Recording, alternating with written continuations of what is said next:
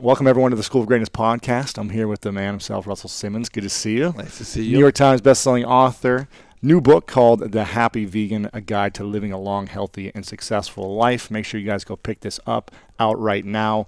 We'll be talking about this throughout this interview, but I'm really excited. We met actually years ago through a dare. Probably don't remember. It was about 5 years ago. We met, and obviously you've had an incredible career and built an amazing business, many businesses for years. But since I really became more aware of you, it's been fun to follow and dive more into the vegan lifestyle and learn about it. I've been introduced to it much more since hearing about it from you and your other books. And want to dive in and get started. And first ask you a question about who was the most influential person in your life growing up and the biggest lesson they taught you. There's a lot of people that were involved. My father was very good. My mother was very good and big influences on me. You know, a lot of street cats, you know, gave me some direction in terms of just how to move around the streets, not get too twisted. And a lot of different influences from different walks of life, right? Especially as I was bused to school, I met all kinds of people from different, you know, ethnic backgrounds and stuff, and a lot of people inspired me. You know, depending on the minute you ask, what's my favorite record, I'll give you a different record. I mean, maybe the one on the radio that I don't want to change. Right. If you can press any button at any time, then any record you're playing is your favorite because you can play something else. So I don't like to, you know, I can't say one person more than the other. I could say that Minister Farrakhan, the Nation of Islam, inspired me because they showed me potential. You know, they were like, we're in the street, we're selling drugs. They'd come over like, brother, why are you doing that? We had a mosque, a steak and take, and a dry cleaners on the corner. We also had Larry Lucas on the corner, which was, you know, Frank Lucas, the drug dealer, had Lucas Cleaners, a couple of his cousins had, and we had one on our corner. It was the heroin capital of Queens. So that was a good place to sell weed and to, you know, it was a big drug block. Right. But it was also a block where the Nation of Islam was very present. And they were very, very influential in that they were very street, very hood, but they were very clean cut and upright. And that was inspiring to see that. And I think a lot of people my age have that experience. So yeah. That's some of the influences. I mean, again, it changes depending on the day you ask me. Right. What would you say you're most passionate about in your teen years going into college? What was the thing that you're most excited about? Were you into music the most then, or did that come later? No, going into college, I really didn't know what I wanted to do too much. You know, I went into college. You know, all I wanted to do is get high and get girls. You know what I mean? Like cocaine and pussy was my two driving forces. I used to joke and say that, but I probably meant it. I got a little older. In school, in City College, and I found hip hop. I was selling drugs. I was selling like bad drugs, good drugs, whatever. But a lot of incense, people shooting in their arms, and I thought it was safe. I mean, I didn't really have a lot of direction, until I found hip hop and wanted to promote the parties of the artists because I was inspired by them. It was another way. It also had lots of different, you know, benefits. I mean, you could not only get in the club, but you could make money from the club, and you could promote the artists who I loved, the hip-hop artists like Eddie Chiba, DJ Hollywood, Lovebug Starsky. These guys were the founders and godfathers of hip-hop, and I was one of the promoters who got to promote them early on, like in the late 70s, and, you know, and it was an inspiring moment for me, 77 to 79, when we made our record, Christmas Rapping, and still, those guys, you know, recently I just saw them at a funeral, a lot of them. Those guys inspired me to shift my attention away from, you know, frivolous street activities that could have destroyed my life like it did so many of my friends, into something that turned out to be, you know, a dharma that was inspiring and uplifting and healthy. Eventually healthy. I mean, I was still high the whole time, but I was promoting parties and I was doing something that was not as dangerous. Yeah. So that was cool. Yeah. And that's kind of a little journey thing there, but Did I hear you sold fake cocaine as well? Is that where? Yeah, we used to have his house where we sell heroin addicts incense. They could shoot it with the heroin because it had caffeine in it. Okay. And so can I have a similar effect, or? Yeah, you put it in your mouth and freeze your face off. You know, you thought it was cocaine back then when nobody knew cocaine, but dope fiends used to like to shoot cocaine with their heroin because it would be, you know, the speedball effect. And in our incense, we had like a caffeine kind of thing, so it was speedy. Right. So I went with the heroin well. Gotcha. What did you learn from like that whole phase of selling drugs and how to translate it into? You never know selling music. I understand your question, Yeah. but you never know how bad your life is or what risk you're taking when you're surrounded by people who seem to be taking greater risks. You say, I'm not killing anybody. They're killing people. I mean, you always feel safer than the neighbor, who's doing something maybe a little bit more risky. But what I learned was, you take something for $1, you sell it for $2. Especially as I used to have pounds of weed, I sell, you make so many nickel bags out of a pound of weed. It's ridiculous. And you could make, some money. And that was something that in the black community, at a lower middle class place like Hollis, Queens, like your only job was maybe if you can get out of school and be a teacher or something. Like that was it, education. It was not a culture that promoted entrepreneurialism. Right. So if you notice some of the great entrepreneurs from the black community, especially ones at least my age, they were inspired by their street experiences because that's what they had to learn to fend for themselves and create $1 that turned into $2, as opposed to working for someone else. Right. So that's the only cultural thing that really reminded you, like the guys who owned the stores, like, Johnny was a number man and he owned a store, but he was his own man, and whoever owned the store, it seemed like they used to be drug dealers or something, but now they own the deli or now they own the so that's a kind of interesting experience. Sure. A lot of what came out of our community, where people moved in, integration destroyed the fabric of the community, economic fabric, because you don't have the black doctor, the black pharmacist, the black whatever. You just got now, or not at that moment, but you have Rite Aid, for instance, or you have whatever it is that moved in, so that integration thing, kind of was always troublesome to a lot of people because it destroyed the fabric of the community, economic fabric, and took the money out the community. Right, okay. So, but anyway, as an entrepreneur, I learned from having some experiences selling drugs. Yeah. It's true. But music was a totally different thing. I was selling parties. I was promoting parties where great artists performed, and we booked the ballroom for $1,000, and we, as a bar guarantee, we get the money back because they drink $1,000 and we keep the door. It was a very lucrative business for me as a sophomore in City College. So it was a way to really fall in love with rap, but there were no rap records. Right. In 1979, I made a record, and that record was Christmas Rapping, and it became a big hit, and it plays every Christmas. And since then, I've been really inspired to give artists opportunities. I mean, that's what I've done my whole life. Even now here at All Def Digital, we have all these young writers, directors, producers, who I get to say, yes, go shoot it every day, at least, once a day. I say, go make it. Sure. And I couldn't do that. That is a very, very great thing to let people express themselves and be part of that process. Cool. So that's Sure. Who would you say is the most that you looked up to in terms of entrepreneurs that you were inspired by in your early 20s when you started doing the music stuff? Were there a lot of people that taught you a lot of? A lot of people really meant a lot to me. Yeah. Quincy Jones, David Geffen, Dick Griffey, who ran.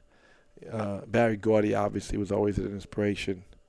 I noticed that Barry Gordy's gone vegan. He looks like he's 12. He's 80-something years old, 85 years old. Or older than that, right? Literally, he looks 12. He's a vegan. That vegan power. Yeah.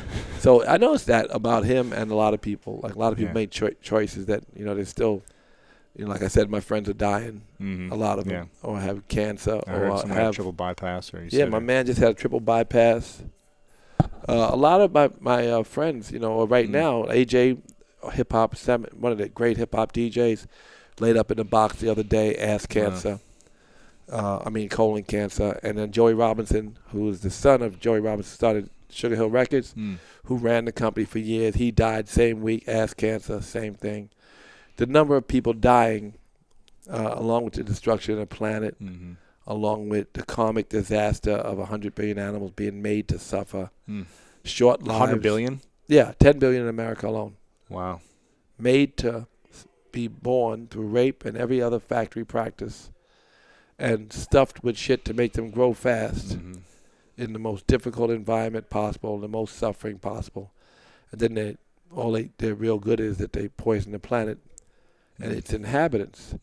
And so, to me, that's why I brought you back to the subject and other shit. It's like just something that I care about, right? Like I like looking back and saying I changed the drug laws in New York State. I helped people do it and thousands of people came home from jail.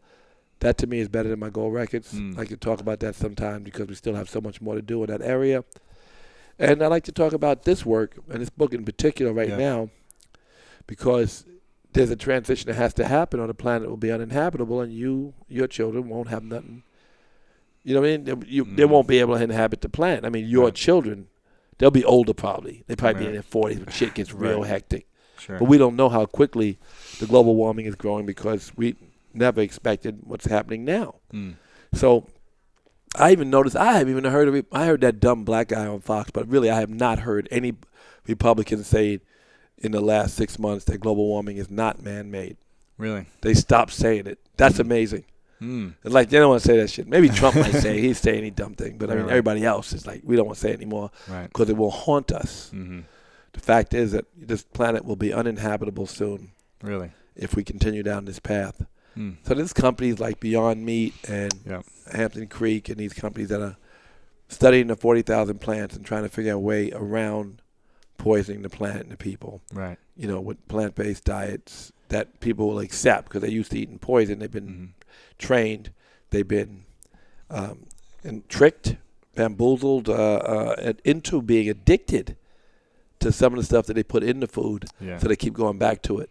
And that, you know, you can get off it and you can get healthier stuff. And we want to give, like the methadone off the heroin. That's what some of the stuff is. Like some of the soy-based products are not great for you, but it's way better than the heroin. It's the methadone, right? And then Beyond Meat makes healthy, organic stuff. And before you know it, you'll have these taste buds that taste, evolve and that change, they evolve. They change very quickly, Right. I'm inspired this week. I'm going meat-free this whole week because I knew I was going to be interviewing, so I was going to see how my body was reacting and evolving. And I've been, Rich Roll, who came here the other day, he's been for years telling me about it, and he's been saying, I used to play professional football, and he said there's a lot of NFL guys who are now going vegan and track athletes and people in the Olympics. There's a lot of that.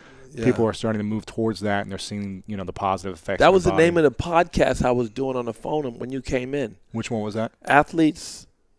Vegan athlete, really? Something. I think it's a fun name. Interesting. Kind of dispels the rumor, that you can't be an athlete or whatever and be vegan. And I think it's the name of the podcast. Athletes for veganism or something. I'm gonna tell you in a minute. Okay. That's why I just got off the phone with this guy. Sure. So you used to eat meat, right? Yeah, I ate pig feet, chitlins. What's it called? No Meat Athletes. No Meat Athletes. That's a great name. That's a podcast. That's interesting. So you used to eat meat a lot. And then what inspired you, or what was the first The moment? yogis helped. Simone, who's sitting here, helped. Glenn Friedman, my other friend, helped. A lot of friends were beating up on me, and I saw Die for a New America, and that was it. Die for a New America. Yeah, I saw that video. Is this a documentary, or is this a documentary? It's a book that was a bestseller for a long time, but it really Died for a New America was the video that made me, the movie, documentary that made me really say, fuck it, like on January 1st, I'm not eating no more meat, and I didn't. So I quit. January 1st, what year? Probably about 18 years ago. Wow. Okay. And have you had meat since? Just every now and then? Not meat. I mean, I've cheated, had fish off people's plates. Sure. I've eaten noodles with eggs in them, and right. I don't animal. You try not to eat the red meats and all that stuff. No, red meat. No, I haven't had red meat. I don't know when. Yeah. Okay. Right. Wow. And how's your body evolved since then? I'm 108 years old. How old are you? I'm 32. Right, I'm 108. I feel good. I could out yoga you. I'm sure you could. I don't know if I can outrun you. Maybe. I'm pretty fast still. Yeah. Or maybe not. But I'm in good shape though. I'm all right. You look young. And I think I read somewhere, maybe it was on your Instagram, that you don't do anything before you meditate. Is that right? I don't do nothing before I meditate. Yeah, every morning. Why is that? Because you let your brain settle, reboot your brain. It's really good for your memory, for your brain capacity to connect the left and the right side of the brain, to regrow those cells that start to block and stop and make you get aged. They can go the other way. Really? If the brain settles, the body heals itself. In sleep, the brain doesn't get to settle the same way. Why is that? Because it just doesn't. It's just moving all the time. It's racing. So when you let the mind settle, then the brain can reboot, and then the brain can do amazing things, healing the body, and also getting greater brain capacity, greater immune system, there's just so many benefits from meditation. That's science today. People have been doing it for thousands of years because they know it. Mm-hmm. Be still and know. In the scripture, every scripture speaks of quiet, still mind. Everyone. Mm-hmm. When a noisy mind causes suffering, the quiet mind is bliss. That's true. Yeah. When did you start getting into that practice? Yeah, a little bit after meditating. I mean, after going to yoga. Really? A lot of yogis were meditators. 17, 18 years ago, you Yeah, said? a little less, probably 15 years ago. And did you feel like your 16. life was a lot more stressful or hectic before you started this, still Your mind? life is not stressful or hectic. It's your mind that's stressful or hectic. So watching the world move in front of you, it's a movie. You're in moving meditation, so the world is doing what it's doing. You don't have to be attached to it or feel pain from it or suffer from what the world is doing. Your suffering is self-made. Mm-hmm. If you meditate and if you watch the world without too much attachment, then the world gets easier to deal with. Yeah. Things come and they go. Right. Thoughts come and they go. You learn that in meditation. Did you notice your inner world changing then as you started to practice? Oh, yeah. My first yoga class, I was addicted. Because, Really? you smile and breathe in difficult poses, right? Yeah, it's hard. I don't like it. It's challenging. Well, you smile and breathe in difficult poses. It's very good for you, Then it's a practice. You get out in the world. Somebody cursed at you. Said, "Bitch, I just did a twisting triangle. Like, how are you gonna steal my joy with your nasty mouth?" Right. You can't really get a guy who's just been through the most difficult physical practice with your dirty mouth. You know what I mean? Not probably. If he's smiling in hard poses, and you say the wrong thing, he just can look at you like you ain't a twisting triangle. You don't hurt. Right. I mean, I don't know. I feel like the physical asana practice, which is what we're talking about now, of yoga, is to teach you to be comfortable in difficult poses, on and off the mat, obviously. And it's really good. It's part of the overall science for happiness that comes through the Yoga Sutras and the scripture. And it's something that it goes along with, a compassionate diet. Yeah. It goes along with a healthy diet, and it goes along with protecting the planet by not causing so much harm through your diet. So they all go back to the diet, right? The diet is, a centerpiece. The thousands of animals you kill in your short lifetime, many, many thousands that you kill as an animal eater. Yeah. That when you put that on your hand, the blood on your hands should feel something. But people are taught not to feel nothing. You know what I mean? They're unconscious. Well, there's a middleman. There's someone else doing the dirty work. Yeah, there's always a middleman. Middleman don't fuck with the animals they kill. Like the people who make the chicken, they don't. Who manufacture those lives, they don't eat that. Right. They can't. Like 3 out of 4 of them can't. Some can still, but don't. Often, most don't ever eat chicken after that shit. After working in a chicken factory, you don't eat chicken. So do you feel like it's, what about people hundreds of years ago when meat wasn't looked, I guess, down upon or looked as it was harming the environment or causing those? They ate less meat. They ate less meat. Period. Anyway. Yeah. That whole shit about culture is bullshit. Right. Like, in other words, Irish corned beef and cabbage. They wrote back to Ireland like, they giving us fucking corned beef. Like, they didn't have corned beef and cabbage. You kidding me? Right. The slaves and their pig feet and their chitlins. They came over. They wouldn't eat no flesh. They would fucking die. They were dying. Depending on where you're from, eat okra and green beans. Whatever, depending on the plants that they ate in the places where they were stolen from. They had to go back and get that shit for them because they would not eat flesh. Right. So in an ideal world, what would it look like for you in an ideal world? Well, one, we would stop poisoning the plant and killing the people with the destruction of animals when we have so many replacements for them, that we would find ways to feed the planet, which they're working on. Right. Again, Beyond Meat is one example. Another one is Hampton Creek, where they're studying the 40,000 plants and trying to figure out what alternatives there are to the crap that we eat. Right. And there's lots of alternatives now, but they want more. Yeah. So it's like if you got horses pulling carriages, then the one day is a car. Horses' carriages are bullshit. Like, you don't need them anymore. You got cars. Right. So therefore, that's the way we should do the animal industry. Like, we just replace them motherfuckers with something that is useful and not hurtful to the planet and healthier and tastier. That's the mix. Make it taste better, healthier, cheaper. Healthier, cheaper, tastes better. And better for you. Yeah. That'd be the jam. You just got to get people off that addiction. We can do it. Yeah. We have to do it. Yeah. If, Eventually, it's going to have to evolve and change. Exactly. It already is, but I'm saying it has to do it quicker than we think. Okay. Now, I heard that Adair told me that you are really passionate about a number of giving back causes, and you give back a lot. And I'm curious, what are the top one or two things that you're most passionate about in giving back, and why do you choose to give back so much? Because you can't take the shit with you, and as long as you can make it to the finish line, and my kids are so rich anyway, and why would I not try to do good things for good people? I mean, I'm involved in 4 or 5 philanthropic social organizations and other political movements that help underserved communities, because we are all connected ultimately, and what we do for other people is what we do for ourselves. Yeah. So we should lift other people as part of our process. What we give the world gives us. It's true. Good givers also are great getters. Jesus taught 2 sermons, one to the masses. Give and you'll get. And then when you get, you can pay the Romans their taxes. People went out, masses, and they did that. Then he told his disciples, give without expectation. Be focused on the giving itself.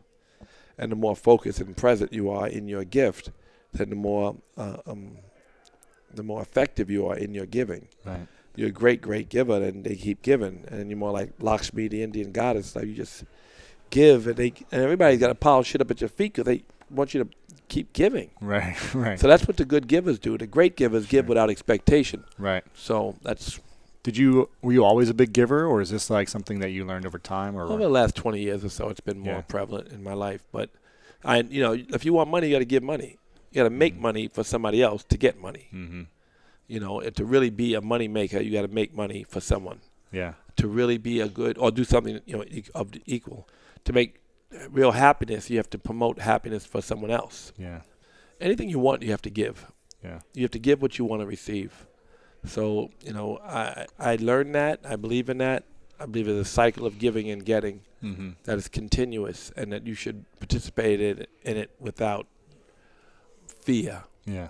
And that if you do that, then you will be a much more prosperous person, even in terms of junk in the world and stuff and return on your investments.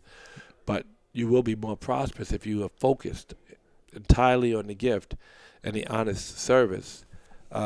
Because if the man in front of you don't pay you, the man next to him will. So you guys got to do it. Just do your job and forget. Krishna says in the Bhagavad Gita, you have control over the work alone, but never its fruit. And he says, go out and give. Yeah. Yep. So speaking of fears, do you have any fears right now?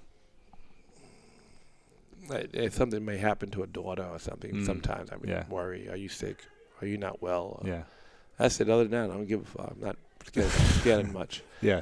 I mean, I wouldn't want Suge Knight to come in here shooting at me, but I'm not. You're not I'm just giving. I made that example. Sure, I don't know. I'm not afraid of much. Yeah.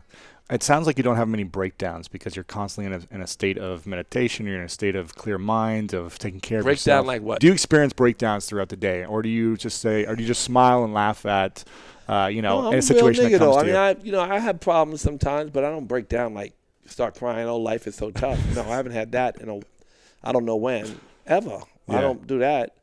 But I got moments where I'm not as happy. And how do you handle in those moments? Do you allow yourself to express and be unhappy for the moments, or do you acknowledge and say, okay, I'm aware of what's happening and move through it in a specific way? I think I'm okay with moving through it. I'm probably pretty insensitive. Okay. I never know when I'm not happy, for sure. I thought you were the happy vegan. Yeah, I never know when I'm not happy. I'm never aware of it. Well, you don't seem so good today. I don't know. Okay. And there are moments, I guess, I don't know. Sure. What are you most excited about over the next 5 years? You've created so much in your business. You've got, oh, God. So I'm many enjoying companies. watching these kids build this company, All Deaf Digital. I fucks with them on a regular. Yeah. I have another kid who's downstairs, who's got 15 movies set up in the film Deaf Pictures. I have another guy who's been in television his whole life. And he was behind the NBC's drama, but now he's developing tons of TV. I want to see that thing really take off. I want Simone to own the biggest farm factory in the world. Wow. Whatever the fuck. I mean, not farm factory. Like farm sanctuary type thing. There you go, farm factory. Yeah, you know what I mean? Like some shit where she can save some animals. I don't get the saving one animal Like that animal, that blind dog she has, I could give a fuck about it. Okay. I think that it's about saving 100 billion animals. He's smiling, but she spends her whole life saving one. He's smiling. He's happy I know now. it's good to do that. I know God favors those whose intentions are that pure. Yeah. That they see one suffering animal and they take their time. But I'd rather just, with a sweeping hand, change a lot of people's mind and say, like, I like to teach Oprah to meditate so she can teach the masses. Yeah. Rather than teach Simone to meditate so she can fucking tell her best friend only. And then, really. Sure. And I love Simone, but I'd rather not teach her. Right. I'd rather teach Ellen DeGeneres. I did those two. They got big mouths. They taught a lot more people. Right. What's a good for someone who's never done meditation, I've talked about it a lot of my podcast. I bring on people that go through guided meditations. Do you go through guided meditations yourself, or do you have I do mantra-based meditation. My book was based on a lot of the principles in TM, but a lot of the principles that the yogis taught me. What's your mantra? Are you allowed to share? Or yeah, well, I gave away a mass mantra, which was rum. So I would think that mantra. But my own mantra that I paid $2,500 for from the David Lynch Foundation, I can't share that. Yeah, it's personal, yeah. Personally paid for it. Right. The money goes to the kids in the programs that we build. I'm on the board. And I use the mantra I got from Bob Roth, who taught so many people to meditate. Like he was close to Maharishi. But I was okay with giving everybody the same mantra in my book. Sure. Gotcha, yeah. And it's a vibration, and it was one night. If he had given me that mantra, I would have freaked out because I always liked it. But anyway, the point is, but it was like I used the mantra that I used. Sure. That you're constantly giving back. So many people are aware of what you're doing with politics, and I think there's a foundation with prisoners, right, that you're supporting, or but the Foundation for Ethnic Understanding is one of our big gotcha things. We get imams to speak in synagogues and rabbis to speak in mosques, and I think that's we need that, and it's just an example. It's a microcosm of what we need. It's interesting to see the chief rabbi of Israel and the grand mufti of the Palestinian people in Israel or in Palestine, whatever you call it, to have them be open and willing to promote this program where imams speak in synagogues and rabbis speak in mosques. That, to me, and Simone Perez said it wasn't going to happen. And then I come back and say, our programs are starting to run. He was kind of surprised because he lives there and he didn't think it was possible. Right. So dialogue is king, Yeah. And dialogue is very important. Yeah. In every, because when you don't talk, you get separate. You forget that you have the same wishes for yourself that the other person wishes for themselves. You forget that you have the same desires and hopes and fears and questions that they have. Sure. Yeah. And when you find that common thread, you realize you have so much more in common and almost nothing that's not in common. Yeah. And I think that's what dialogue does. Like the imams and the rabbis, like they're the same anyway, the same fucking religion, as far as I could tell. Right. So that's interesting to see. All the Judeo-Christian faiths, they're all the same, but the fact that they think there's such great differences, and that one's right over the others is also disturbing. But that's what it is. Whatever. I just think that those things are really important. People need to be able to communicate and to touch each other and to find the sameness in each other. Yeah. And how do you balance all this? I mean, you've got, your family. I sleep usually 6 hours. Okay. I meditate. I go to yoga, and I sometimes now go to cryotherapy. Today I'm going to try to race the cryo, go to yoga, go to my book signing, and go to my comedy show. But I meditate and I do these things. If I have those things in my life, I can do everything. And this whole idea of being stressed, I kind of let that go a lot. I really don't carry a lot of weight. Yeah. And I don't think it's necessary to carry weight for what? Yeah. You can't change shit you worry about. You can change stuff you focus on, but not that you worry about. What do you think your life would be like right now if you didn't meditate, do yoga, and you ate meat? There's a picture of me from 33 years ago on my Instagram. I look like I'm about to die. Really? Yeah. Look how old. Wow, that's you. 33 years ago. You look like you're about 60 right there. Huh? You look like you're about 60 right there. Yeah, but I'm 20-something. Yeah. Okay. Awesome. All right. I'm curious, with all the stuff that people know about you, all the great things you've done, what's something you've done that you're really proud of that most people don't know about? I like the idea that I was helpful in creating the movement that changed the Rockefeller drug laws. I like the idea that I wrote the letter that went to the president and to the attorney general that got signed by all of Hollywood and all of these people, and then eventually was tweeted by Justin Bieber, and the attorney general called me immediately, and the president changed the way he charges first-time offenders. I like there's a little shit I did that I did. I mean, some artists became more conscious and did more things, philanthropic, social, and political, because I dragged them down one block one day, and they realized how powerful they were, and they changed, and they used their celebrity to make things change. When we had the Muslim inquiries, and Kim Kardashian tweeted out she's Muslim for a day, they shut them down. Wow. Congress was so embarrassed. The shit went all over the world. Wow. That there was this protest that people, rabbis especially, were saying they were Muslim for a day, and that was wrong. It was un-American, these inquiries that the Congress was holding. So little things like that matter. No one gives a fuck. Like, really, like, no one will write about that much. Right. No one will care about that much. But they'll care about, the records you sold or other stuff. I'm surprised. Frankly, I'm really surprised. I see the change. My publisher didn't even want my chapter on being vegan in my last book. Really?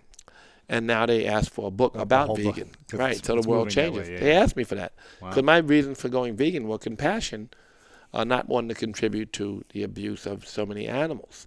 Not even the environment, which obviously is just really, you know what? As a yogi, all those reasons matter, right? The first chakra should always be of a concern. But my reason was really compassion. Compassion. I couldn't write that in a book because nobody give a fuck. Don't nobody care about the animal. I really don't. Simone would disagree. She gets angry. She's taking care of a blind dog, but most people put that animal to sleep. Most people would put that animal, a blind dog, like you got to take your whole day and watch the dog, they put it to sleep. Fuck 'em. Right. So that's how people feel about individual animals, and certainly about 100 billion of them that they don't know. Right. You see women And they're walking, not killing either. yeah, and they walk around in their fur coat walking their dog. You know what I mean? You see it all the time. You see bitches with their brand new fur coat, 8,000 fucking chinchillas into one little coat, and then they walk in their dog like the dog is precious. Right. The dog, I'd rather have the dog be the coat than the fucking 8,000 chinchillas. But if I could choose, but I mean, I want none of them to die. But so to me, it's a big picture thing. When they want to save horses, I help save horses. When they want to save dolphins, I help save dolphins. But every cow counts. Yeah. Every chicken counts. Pig, yeah. Pigs, smarter than the people that fucking kill them. They count. And the dolphins too, probably. But, smart. Not that it matters. Suffering is suffering. But animals that feel so much pain, go through so much shit, so we can get sick and cancer and diabetes and heart disease. It's kind of nutty to me. Yeah. Such a thing, is a process, and it's all money, greed. And it's all the downfall of this fake democracy, which is controlled by money.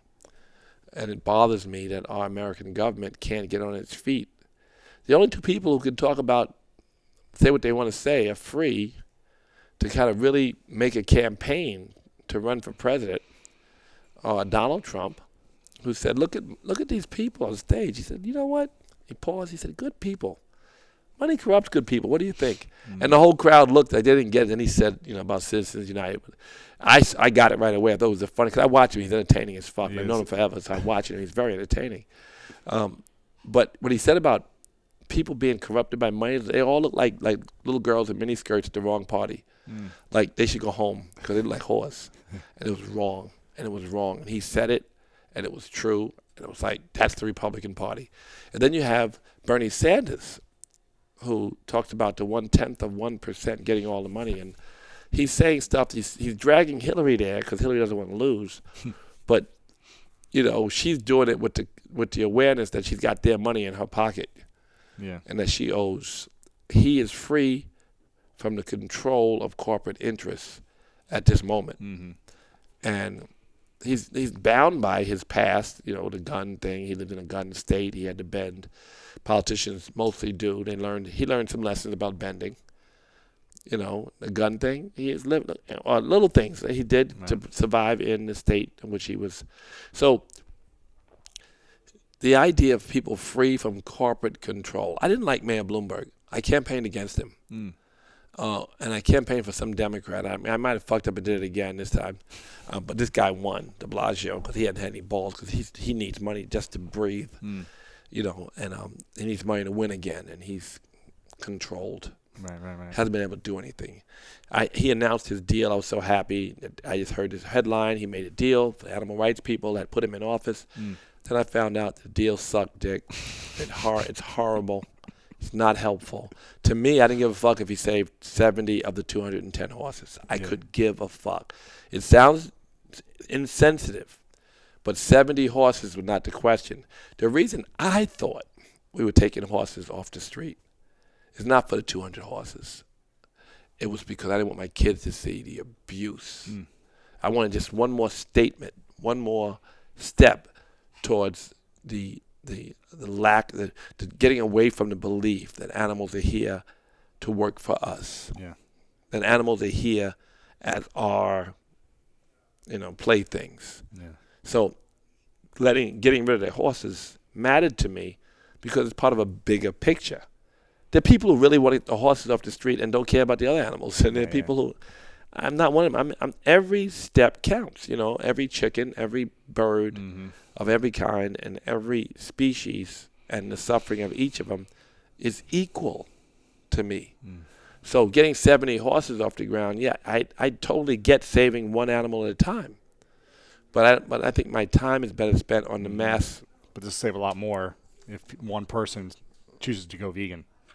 One person chooses to go vegan, change the whole world, right? I mean, it changes the dynamic, So that's true too. Get back to that. One person can make a tremendous difference.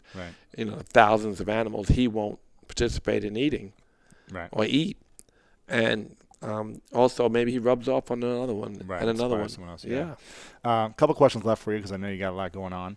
What are you most grateful for in your life recently? Just family. Basic stuff. I'm grateful to get out of bed every morning, for my service, that goes well. And days I get rest. Today, it's hard. I just say, wow, I go through the whole day.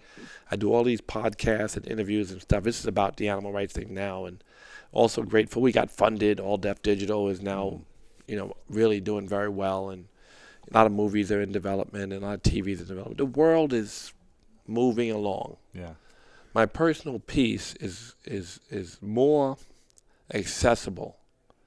I'm generally more happy today than I was before. I think that idea, moving toward the calmer space and recognizing how little the world has to offer me regarding my happiness, the more I recognize that, the more free I get from stuff. Did I tell you that the American government gives $38 billion to the meat industry? Really? Meat and dairy, and $17 million to vegetables. That they are subsidizing the poisoning of this planet and the poisoning of its people. And it's just lobbyists and stuff, so I'm surprised the stuff that I say. They're not coming on national. I don't know what they can get me for. I mean, it's all documented. That was Peter's. So get Peter, but it's all documented in the book, So it's none of it's I didn't do the research. I'm sharing it with the world. Yeah, I'm sharing the research, and I guess most of it's pretty correct. So they haven't come after me to try to destroy me.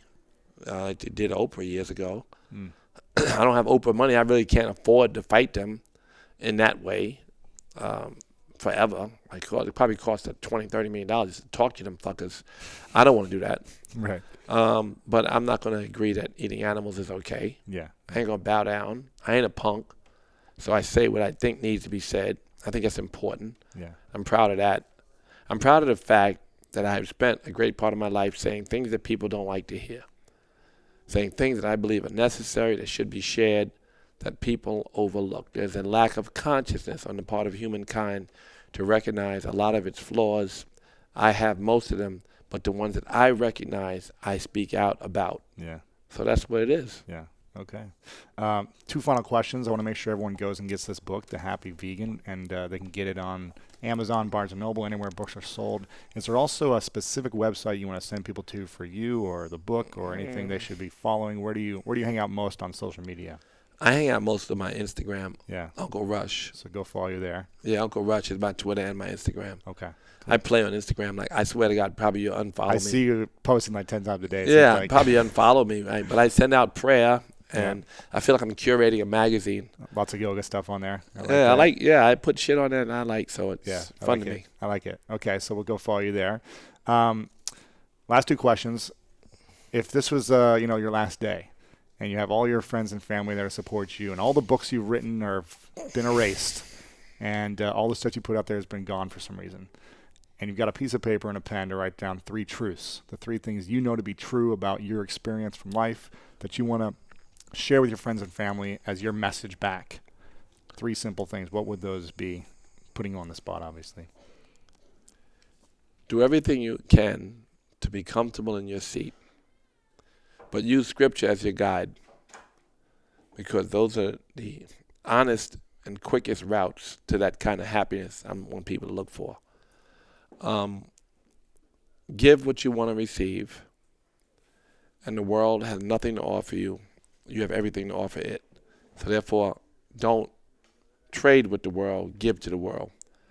And all those things, those ideas alone will help someone to be successful in the goal, and the goal is happiness. I love it. Those are great truths. That's all right? Those are great truths. Thank you. All right. Final question before I ask. I want to acknowledge you. I acknowledge every one of my guests at the end for speaking out and using your voice and saying what you want to say and not holding back. I think it's really important with someone who has a platform like you to be able to share, whether people agree or not agree.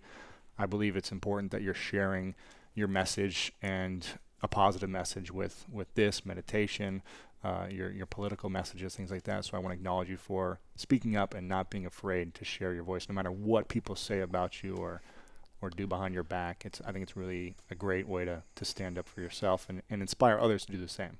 Thank you. I like doing it, so it's easy. It helps me sleep at night. That's good. Thank you. And a final last question, really quick. You said last question like 12 times. I apologize. It's all good, though. But I just want you to know how many times you said last question. What's your definition of greatness?